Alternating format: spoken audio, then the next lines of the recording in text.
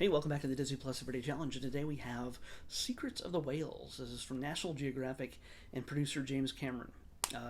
It's not a coincidence that he's doing this. He's actually, when this was filmed, this is from released this year. This is brand new. It's 2021. Well, not, I mean, we're halfway through the year, but still, it's from this year. So it's 2021. James Cameron is currently filming Avatar 2 and 3 as they're shooting this, and a good portion of it apparently happens underwater, but they do theirs in a tank. By the way, at the very end of the first episode, I only watched one episode. There's 4 episodes that run about 45 to 50 minutes each. At the end of the episode, after the main content is finished, James Cameron shows up, like in the last 3 minutes, to give sort of his commentary on what we just saw, including some pretty amazing, never before seen situations between a human, and a pod of whales. It's something humanity has never seen before, at least has never filmed. It's pretty wild. This is beyond just the fact that it's narrated by Sigourney Weaver, James Cameron connection. This film is this documentary series is just gorgeous to look at, incredibly informing, and yeah, whales. It seems like you would know everything you want to know about whales. Like, is there something out there that we don't know? Yes, there's a lot. You can just think, okay, they're big fish, but they're not. Of course, they're mammals. They breathe air, and yeah, a lot of these nature documentaries are just about feeding and breeding, and that's it. But and this is just one episode, they're astoundingly intelligent. They have a culture. They have their own languages, from one type of whale to another, whether it's New Zealand or Norway or the Antarctica. Their languages are different. We've been able to figure that out, map that out. I don't know what they're saying. I don't know if we know what they're saying, but we get the idea because with the footage they've filmed, matched with the messages they seem to be sending to each other, you kind of get an idea of what's going on there. It's pretty dang fascinating. This one basically just deals with orcas, the killer whales of the oceans, as they're called. Although there's never been any documented situation where whales have attacked humans ever. Sharks are afraid of them. There's a reason why they're called killer whales. They are pretty intimidating to the wrong type of aggressor. There's also later episodes deal with, I think, beluga whales. Oh, come on, I knew I was gonna forget this. Beluga whales, humpback whales, and sperm whales. So yeah, it's a pretty big.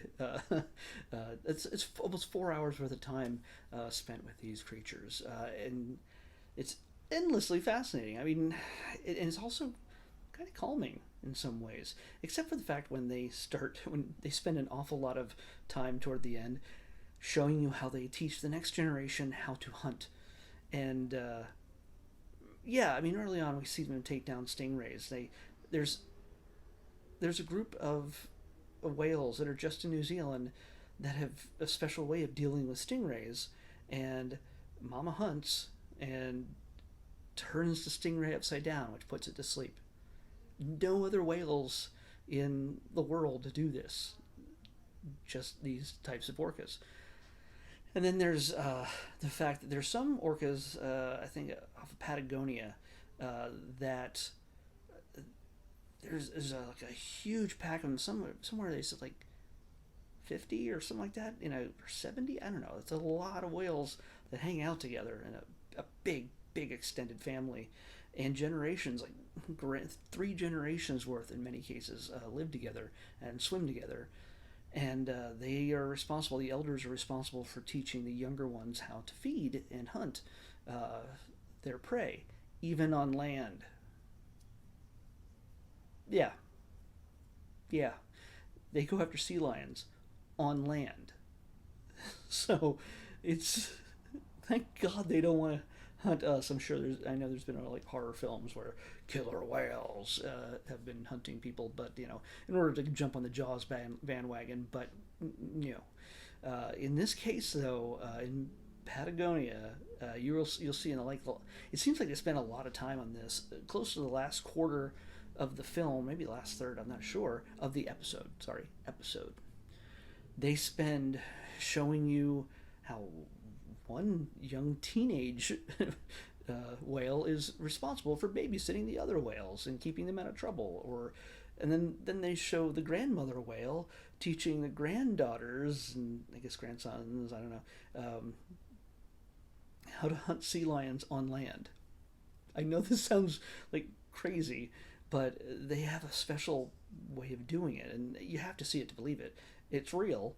It's not like they get legs and crawl up there and start biting things. They can listen for the shifting of stones or sand on the beach because of the type of land in which these sea lions lay around. And if they get close to the water, close to the edge, enough to the edge of the water, the whales know enough to tilt themselves away to hide their fins so nobody sees them, and then move in close enough and just snatch them out off the shore, and then hopefully they're lucky enough to get back. That's a pretty important step, getting back in the water.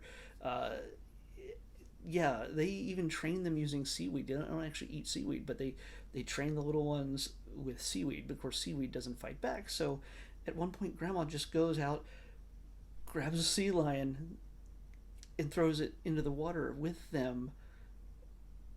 And they play with it. They train with it. It's kind of unsettling, but it's dang impressive. These are intelligent creatures. These are not just dumb fish.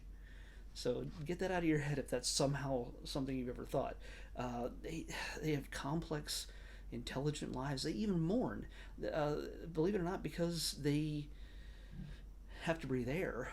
Since they're mammals, they have to. Well, there's like 1,000 whales drown. Like, I don't know. They say it every not every day, every year. I don't know. A lot die. Way too much just from drowning. There's a sequence they show us. Brian Scary is the whale photographer. He gets up nice and close to them, gets some amazing shots. But what they see from afar, and they didn't get too close at this one point, they see from afar a mother pushing along the body of her dead calf. And it's not for any kind of weird, creepy reason. There's a certain level of empathy and mourning that's involved in this. It's kind of human. I don't know if we want to call it. That's kind of, that's kind of boastful to say. Oh, you're almost as good as a human. Well, those aliens in Star Trek 4 didn't come for the humans. They came for the whales, and we were all out, if not for Captain Kirk and the crew.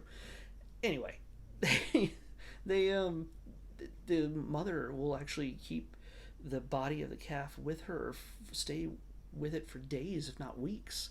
It's pretty amazing just to take in what these creatures are like, and I'm gonna do it. I don't know if I'm ever gonna get around to it like everything else, but I'm gonna add this to my watch list because it is pretty amazing to watch. If this is only the first episode, I can only imagine what the next 3 are like.